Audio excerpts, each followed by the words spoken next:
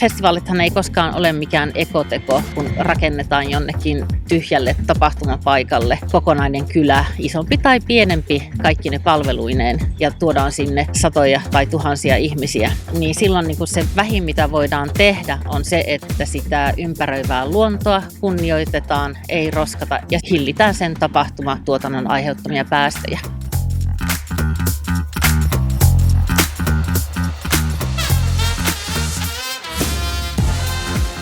Tänäänkin tänne Frozen People-tapahtumaan me ollaan pystytetty sähkön tuotantovoimala, jossa me tuotetaan omavaraisesti sähköä. Ja toki me haluttaisiin sitten jatkossa omissa kaikissa tapahtumissa tuottaa sitä sähköä omavaraisesti. Eli oli se sitten aurinko, tuuli, sähköä tai sitten mitä täällä nytkin tehdään, eli poljetaan itse sitä sähköä polkupyörägeneraattoreilla.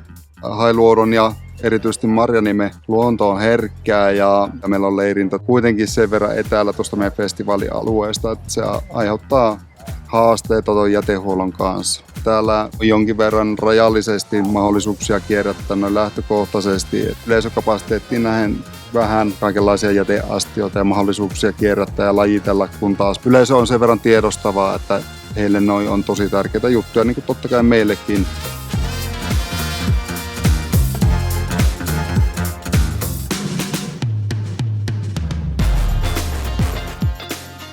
Näiden innovaatiotestausten avulla me yritetään saada sellaista uudenlaista yhteistyötä tapahtumien ja innovaattoreiden välille. Eli meillä on tapahtumat saaneet ilmoittaa ympäristöhaasteita. On oltu huolestuneita vaikka tupakantumppien jäämisestä luontoon tai sitten energian käytöstä tai jätehuollosta. Ja sitten me ollaan avoimen innovaatiohaun kautta sitten haettu niille ratkaisijoita innovaatioorganisaatioilta.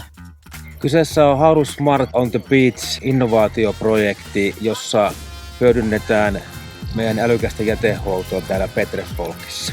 Tuloksia, mitä odotetaan, on ehkä tärkein on täällä tämä Petreffolkin leirintäalue, jonka koko kierrätysaste me saadaan selville näillä meidän älykkäillä jäteastioilla ja sensoreilla.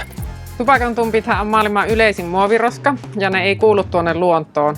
Niin haluttiin lähteä sitten tuomaan kokeilua, missä voitaisiin vähentää sitä roskaantumista sillä, että käytettäisiin tämmöisiä tyhjiä vanhoja verensokeriliuskapurkkia niin minituhkiksina.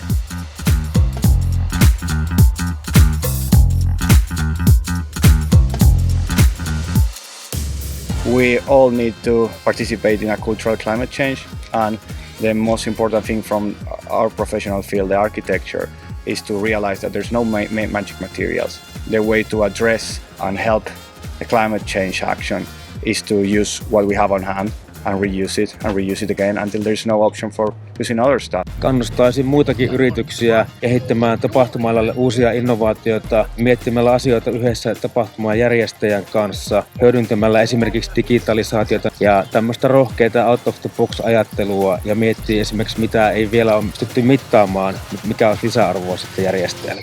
Talvi on ihan loistava innovaatioiden mahdollisuus. Hyödynnetään tätä kylmää vuoden aikaa. On paljon tilausta sille, että ihmiset haluaa mennä ja kokea erilaisia juttuja.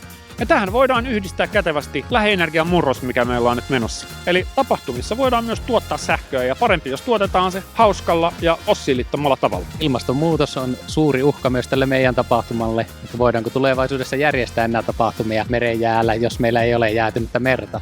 Ja sitten tietenkin se, että kun tapahtumathan tekee hyvää ihmisille, niin olisi se hyvä, että ne ei tekisi kovin pahaa myöskään luonnolle.